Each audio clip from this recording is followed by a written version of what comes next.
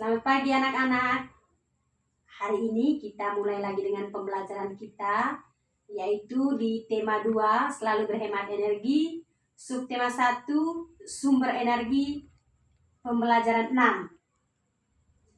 Sebelum kita mulai dengan pembelajaran kita hari ini, mari kita berdoa dan saya minta kepada anak Salsa untuk memimpin kita dalam doa. Berdoa selesai. Baik anak-anak, Ibu cek dulu kehadirannya ya. Bagaimana hari ini? Ada siswa yang tidak hadir? Oke, ternyata hari ini kita semua hadir. Terima kasih karena hari ini kita semua bisa mengikuti pelajaran. Ya. Saya ingatkan anak-anak, sebelum pelajaran dimulai, tolong duduk baik-baik. Kemudian harus disiplin selama kegiatan pembelajaran berlangsung, supaya apa yang Ibu ajarkan hari ini dapat diserap, dapat diingat, sehingga pada saat sebentar saya memberikan soal-soal untuk diselesaikan, anak-anak bisa menyelesaikannya dengan baik. Nah, sebelum itu juga, mari kita sama-sama menyanyikan lagu Garuda Pancasila. Ya, saya minta kepada anak Testa untuk memimpin kita dalam lagu Garuda Pancasila. Oke, terima kasih. Anak-anak, perlu diingatkan bahwa sikap disiplin itu adalah kunci utama dalam mencapai sebuah cita-cita. Jika kita tidak disiplin, belum tentu cita-cita kita akan tercapai. Oleh karena itu, anak-anak harus selalu bersikap disiplin, kapan dan di mana saja. Anak-anak, sebelum kita masuk ke materi inti hari ini, Ibu mau tanyakan dulu. Apakah kamu masih ingat dengan pembelajaran kita kali lalu? Ya, masih ingat. Oke, kira-kira kali lalu kita membahas tentang apa? Oke, pintar anak Salsa. Dia katakan bahwa kali lalu membahas tentang sumber energi matahari, Bu. Ya. Mungkin ada yang bisa menyebutkan kira-kira apa contoh penggunaan energi matahari dalam kehidupan? Silahkan yang bisa menjawab. Oke, bagus. Energi matahari itu penggunaan dalam kegiatan sehari-hari kita, misalnya menjemur pakaian, atau bagi nelayan misalnya untuk menjemur ikan. Bagus. Baik adik-adik, tujuan mengapa kita mempelajari materi selalu berhemat energi, subtema tentang sumber energi ini. Alasannya yaitu, yang pertama, agar setelah berdiskusi dan mengamati gambar, peserta didik mampu menentukan gagasan pokok dan gagasan pendukung yang diperoleh dari teks visual dengan tepat. Yang kedua, melalui kegiatan menggambar dan berdiskusi, peserta didik mampu menyajikan gagasan pokok dan gagasan pendukung yang diperoleh dari teks visual dengan percaya diri. Yang ketiga, setelah membaca teks, peserta didik mampu menuliskan bentuk hak dan kewajiban sebagai warga masyarakat dalam kehidupan sehari-hari dengan benar. Dan tujuan yang terakhir, yaitu setelah membaca teks dan berdiskusi, peserta didik mampu mengkomunikasikan pentingnya kerjasama dalam melaksanakan hak dan kewajiban sebagai warga masyarakat dalam kehidupan sehari-hari dengan percaya diri. Oke, adik-adik, kamu sudah mendengar apa tujuan kita mempelajari materi ini hari ini. Nah, sekarang Ibu minta silahkan anak-anak mengamati gambar di dalam. Sudah lihat gambarnya anak-anak? Oke. Anak-anak, apakah kamu pernah naik sepeda motor seperti yang ada pada gambar dan tiba-tiba motornya mogok?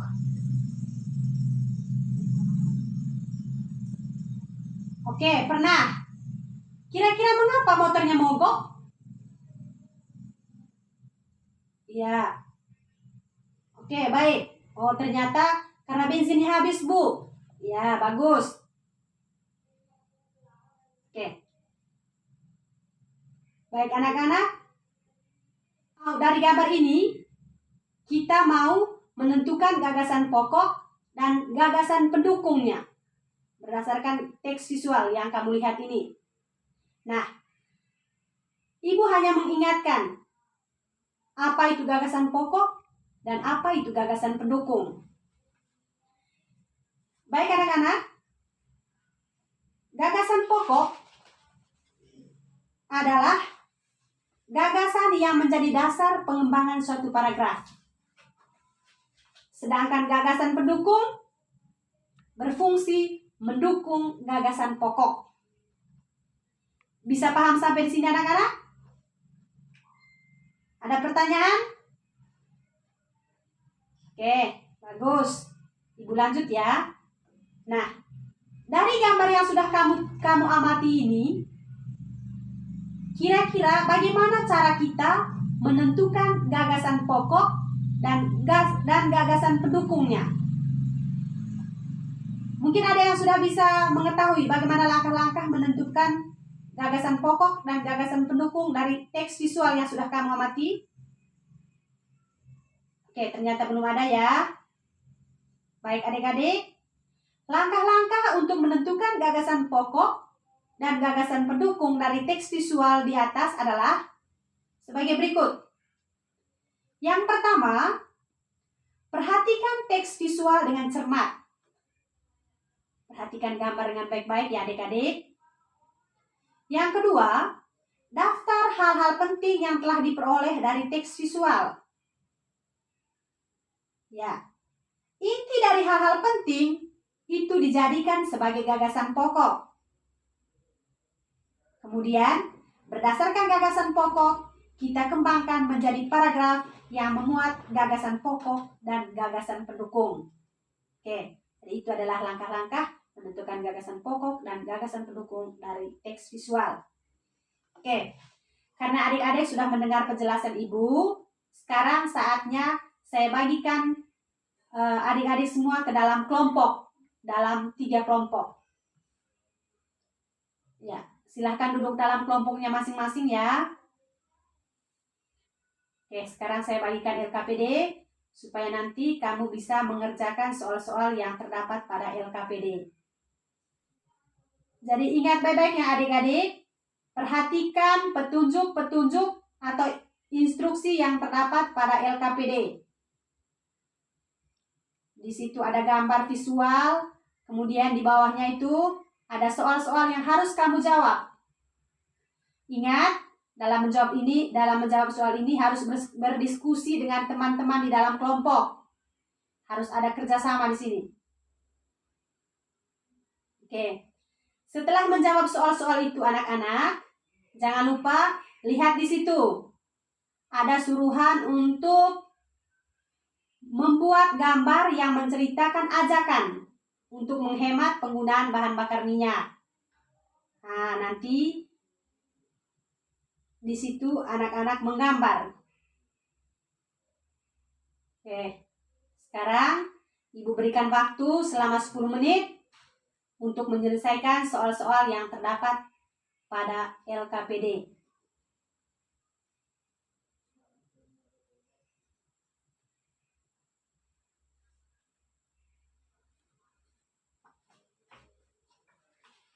Ya, sudah selesai?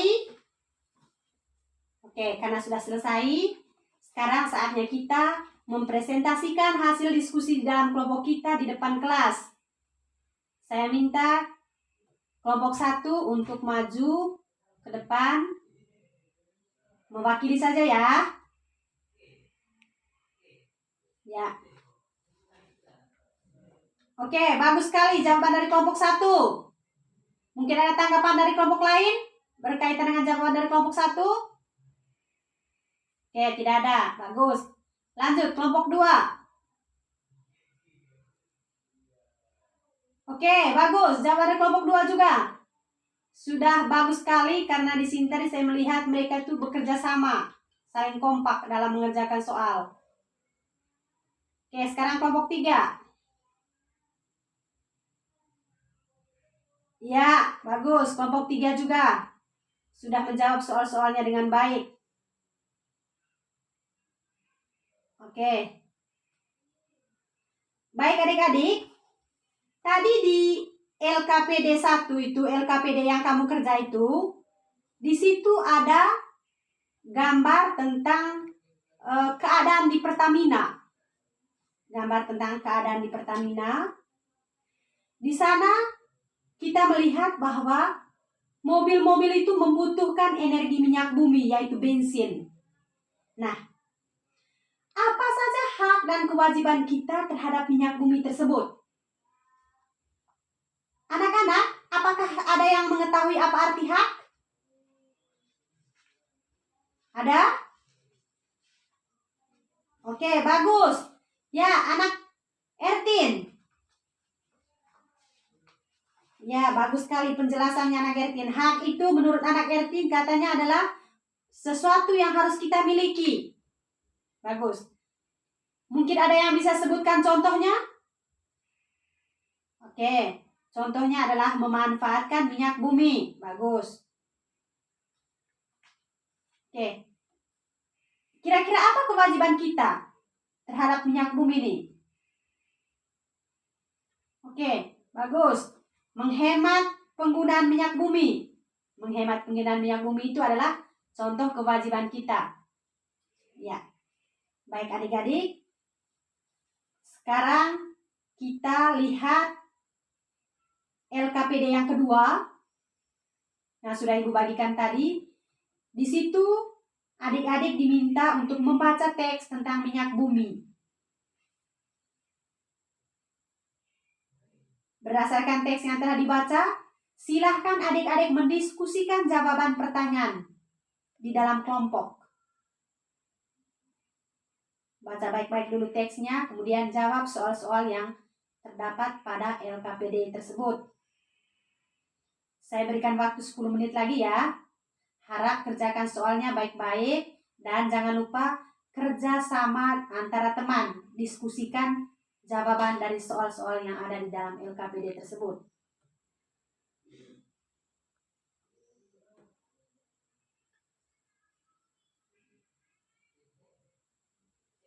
Oke, baik.